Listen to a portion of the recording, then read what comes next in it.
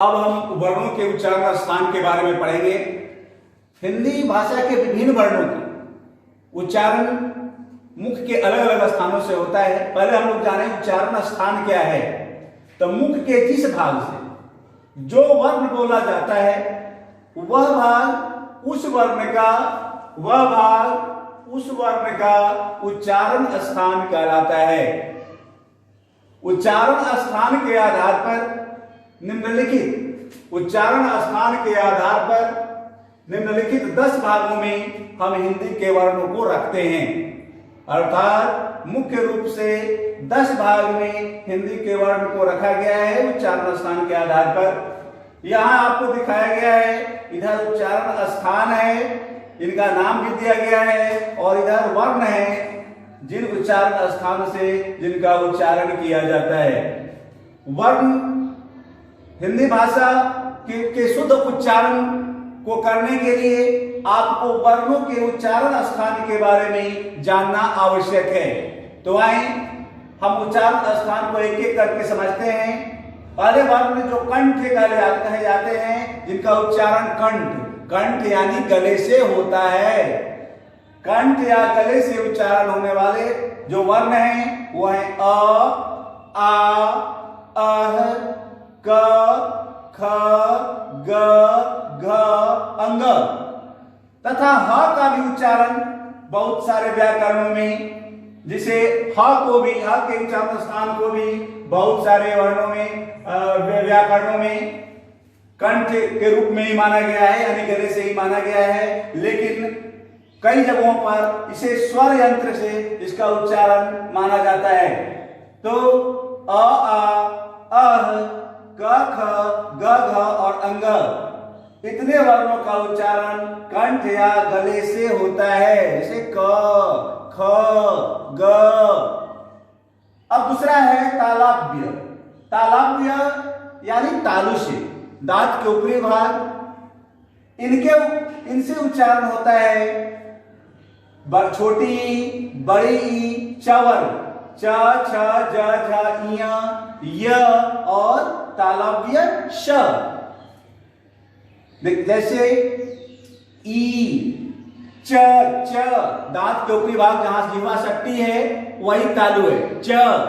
तो तालु में जिह्वा शक्ति के कारण इन वर्णों का नाम तालव्य भी पड़ा है। और यही कारण विशेषकर ये, जैसे तो सभी वर्ण तालव्य कहे जाते हैं, और इस स का नाम तालव्य स है।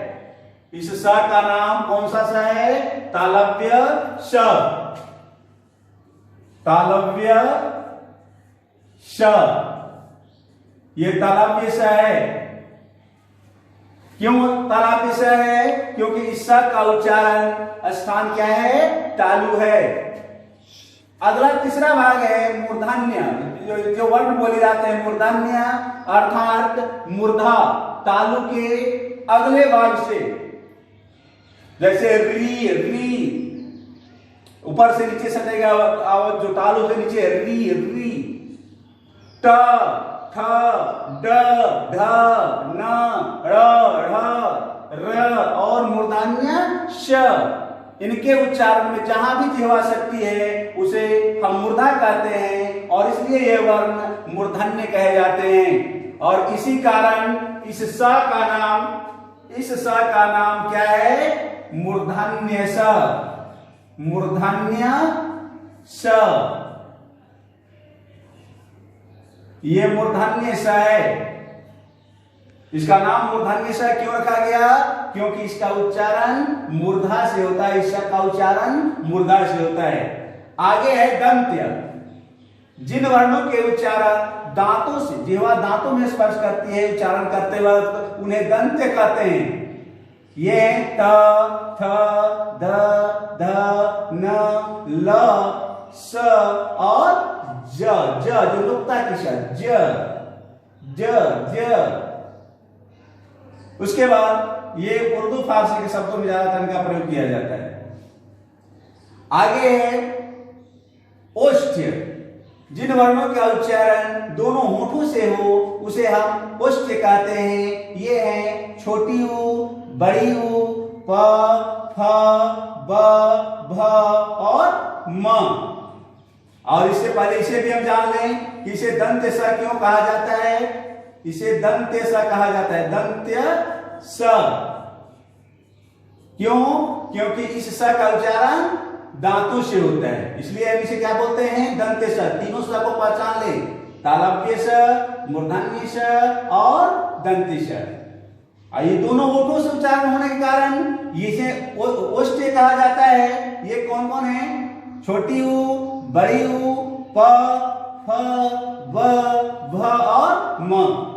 स्वर यंत्र से, हालांकि इससे पहले दंतोष्ठ। कुछ वर्ण ऐसे हैं जिनका उच्चारण दांत और ओठ दोनों से होता है, विशेषकर व को माना गया है। और नुक्ता वाले फ का भी उच्चारण हम लोग दांत और होठ दोनों से करते हैं।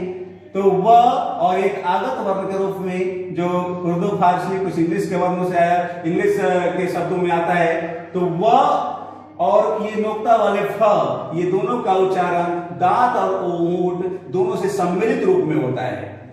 आगे आपका है स्वर यंत्र। हालांकि बहुत सारे व्याकरणों में ह का उच्चारण स्थान कंठ को ही दिया जाता है, लेकिन क्योंकि इनके उच्चारण में स्वर यंत्रिका में एक विशेष कंपन होती है ह और अ, तो इस कारण इसे स्वर यंत्र से भी इनका उच्चारण माना जाता है। ये कौन है? ह और एक आगत जो अंग्रेजी वर्णमाला से आगत है अ। आगे आपका है नासिका, यानी नासिका से जिन्हें हम नासिक के वर्ण भी कहते हैं, जिनका उच्चारण होता है, ये कौन है?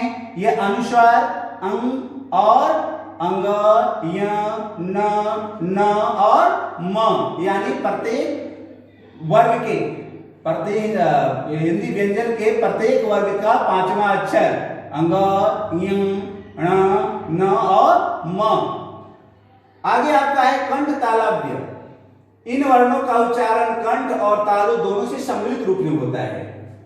ये कौन है? ये दो स्वर हैं, ए और ऐ, ए और ऐ, जिनके उच्चारण कंठ और तालु दोनों से होता है, इसलिए इन्हें हम कंठ तालव्य कहते हैं। और दो वर्ण कंठोष्ठ हैं जिनका उच्चारण कंठ और ओठ दोनों से होता है। ये कौन है? ओ और औ, ओ और औ। इस प्रकार से हिंदी वर्णमाला के विभिन्न वर्णों का उसके उच्चारण स्थान के बारे में हम जाने, और इसी के साथ आपका दूसरा पाठ वर्णों के उच्चारण स्थान के साथ वर्णमाला और उनके उच्चारण अब समाप्त होता है। पुनः हम अगली कक्षा में मिलेंगे। धन्यवाद।